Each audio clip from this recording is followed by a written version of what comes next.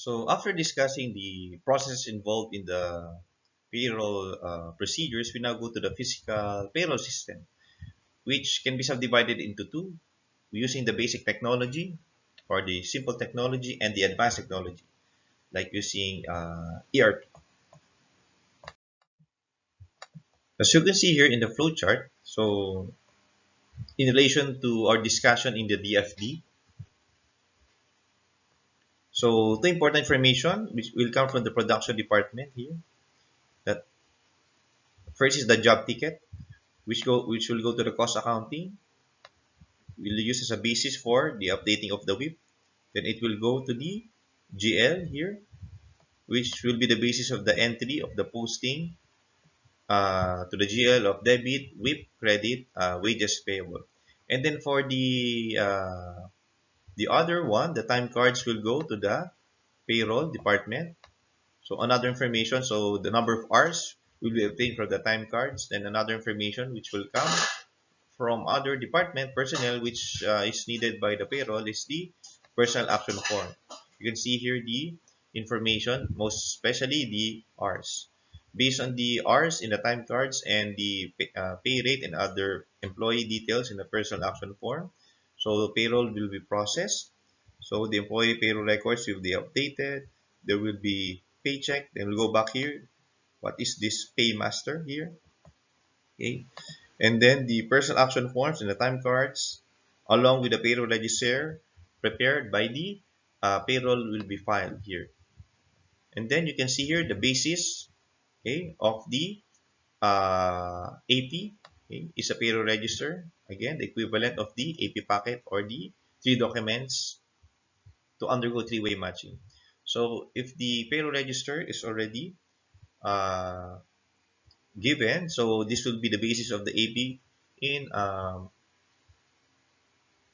recording the accounts payable. So the AP will prepare a cash percent voucher. So as I mentioned, a voucher is a document pertaining to payment, but there is no actual cash payment here. So you just prepare an early preparation of the disbursement voucher, and then so the disbursement voucher and the payroll or pay register rather will go to the cash disbursement. Okay, so after the checking of the AP, so the AP authorizes the payment after its review. It gives the document to the cash disbursement. Then the cash disbursement will prepare the checks. So the one that will fund the payroll impress account or the payroll control account. Okay, and then it will be given to the bank here. And then, as mentioned, same with the general expenditure procedure, the disbursement voucher with the payroll register with the check copy, okay, of the check will be sent back. So as a basis of the payment of the wages payable. Okay, but if you can see here, one thing is missing. In the previous slides or discussion, it was mentioned that the a JV is prepared by the cash disbursement department, but it's not shown here. I think probably the author may have missed this out, but if it is included here, so probably you can put it here. Okay, then there should be a JV, okay, a document. So it's quite difficult to draw. We'll just write it. So JV here. So because as we mentioned earlier, there are three documents received by the GL: the labor distribution summary from the cost accounting, the disbursement voucher from the AP, and the JV from the cash disbursement. And then of course, using these documents, the GL department will update the GL, okay, as to the entries of the wages payable and payment, and then the documents will be filed. So we go back to the paymaster. The paymaster actually is an independent individual to distribute the paychecks independent of the payroll department, or actually it's independent of the payroll procedures. The preparer, in which is the payroll, and then the approver, in which is the supervisor of the employee. So this is a form of control to prevent or detect fraud specifically pertaining to non-existent employees. You can see here the key tasks in the form of narrative pertaining to the basic payroll system or basic technology. So items 1, 2, 3, and 5 are uh, or can be clearly understood. So in relation to the DFDs and the flowchart, but I would like to emphasize this fourth item that the AP performs the checking of the payroll register. Okay, so this is a very important activity and control because this authorizes the payment. After the review of the accounts payable department, then cash disbursement is already okay for processing. And then this is what we mentioned about the preparation of a single check to fund the payroll impress account in which the payroll is run. Again, the entry is debit payroll impress account, credit the cash. We now look at the flowchart of the advanced technology. As you can see, the main difference that you can initially notice is that, or the similar with the other cycles, when we go to the advanced technology, there are departments which are removed as compared to the basic technology or traditional procedure. You can no longer see the cash disbursement department, the payroll department, the GL department, because the clerical tasks performed by those departments are now done by the system under the data processing department. Okay? And some of the tasks in the other departments are also uh, shortened or improved, or somehow there's an application of technology or computerization. As you can see here, the human resource department will encode details. So information from the personal action form will be encoded to the system, and then management system, the human resource management system, is used to capture relevant data pertaining to the HR, including the payroll. And then for the cost accounting, the job tickets which will actually come from the production department to be sent to them, then to be encoded by the cost accounting into the system here, will be captured in the HR. So the job cost data actually is the basis for this labor usage file, in which this labor usage file will be used to update the WIP account. And from this labor usage file, okay, here, the labor distribution summary will be prepared, in which is includes a summary, which is the basis of the entries to the GL. Okay,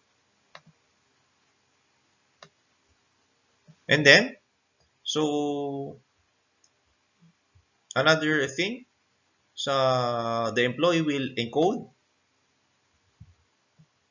So it's working time, and then it will be captured also by the system. Then there will be the time and attendance file. Okay. So for the employee records, basically information encoded by the human resources will update employee records, specifically as to if there are new companies, new employees, or addition or deletion due to terminated employees, new salaries or promotional increases. Okay, it will be contained here. That's the arrow from this one to this one. So noted by the arrow point here. Okay, so we'll go back to that. Okay, what is the information from the arrowhead from here going to this one? Information from the HR to the employee records, as I mentioned, are information encoded most specifically by the HR. We can also refer to the information encoded by the employee, number of hours, but the number of hours will be relevant with the payroll. Okay. And then it is also we can also notice that the information in the processing here is the real time, meaning as the employees go to work, they encode their hours. They don't do it on a batch or on every 2 weeks or every month basis. Okay, the encoding. And then batch processing is done when the actual payroll is performed either weekly, bi-monthly, or monthly. Okay, so information from the employee record. So the employee record. So the arrow here. So from employee records, the payroll processing, employee information, but most importantly, the pay rate. And then the hours work will come from the time and attendance file. From those information, the system will process it. Then the paycheck will be prepared. Then the payroll register will be updated. Okay, the check register, which evidences payment, and then the voucher file, which uh, the equivalent of that is a JB file. And since this is a journal voucher, so this contains the entries, okay, most specifically pertaining to the payment, because as we have mentioned, okay, the entries pertaining to the uh, wages payable will come from the here labor distribution summary. Okay, so a notable, of course, a notable thing here, so the JV, so here, okay, so it will update it in the GL as for the cash payment, and then it will go to the GL here. So a very important concept or concern for advanced technologies that those departments who are doing clerical work, for example, the AP here in the cash disbursement, so AP for the cash disbursement voucher, cash disbursement for the payroll check, and the GL, which performs the actual posting, has no direct involvement. So in the processing, so their task is now converted from clerical to review. That's why you can see here that the accounts payable and cash disbursement can access for the accounts payable. You need to access the payroll register because the AP receives that from the payroll department. Cash disbursement can also review the payroll register because the payroll register is transferred by the accounts payable to them. Then, of course, the check register, which is the log of the disbursements. And then for the general ledger, so it can actually access the labor distribution summary because that's the basis of the entry to WIP and wages payable. And then the GL can also access the GL department here can access the actual GL. Actually, hindi lang niya nilagay dito eh.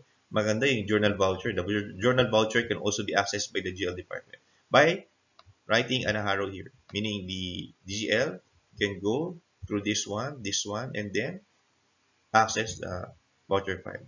And then another important thing for the cost accounting, because before the cost accounting prepares the labor distribution summary, but in this case, he just encodes the job ticket into the system, and the preparation of the labor distribution summary is done by the data processing department through the automated system.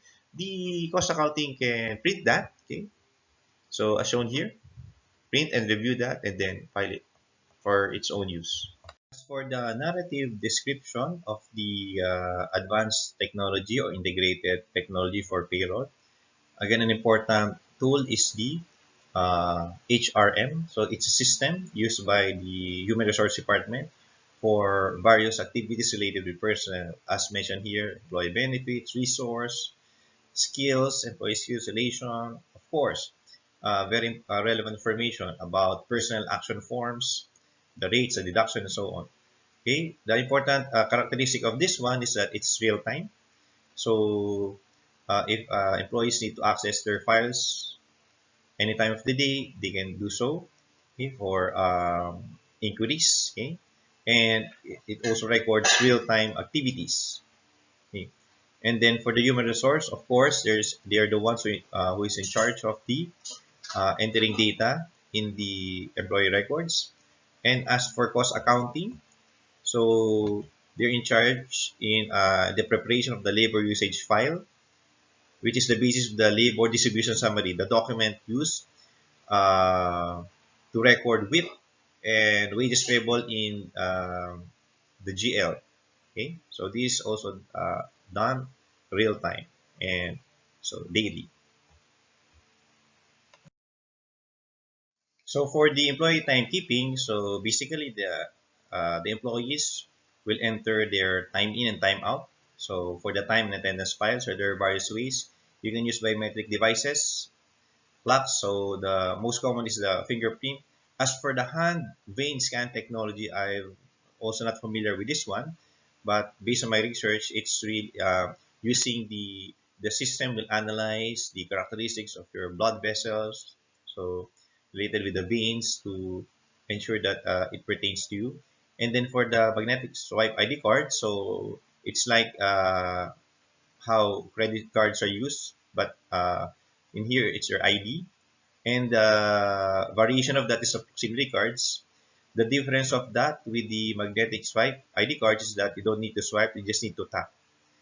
Your IDs in AMV, so the technology used for that is it's similar with it's a proximity card. You tap and then you you will be given access. But in AMB, it's more of monitoring because you only tap it, then you can still enter because the security guards uh, will be the ones to allow you, okay, to enter.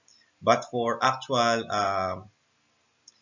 uh, timing in, or for example for access, because proximity cards can be used as access controls, it's really a door in which you cannot open the door if you don't have the proximity cards. But for time in purposes, so you can use proximity cards. Then a variation of our timekeeping is the mobile remote devices. This is specifically for those who are traveling or work from home, or is assigned to a regional office.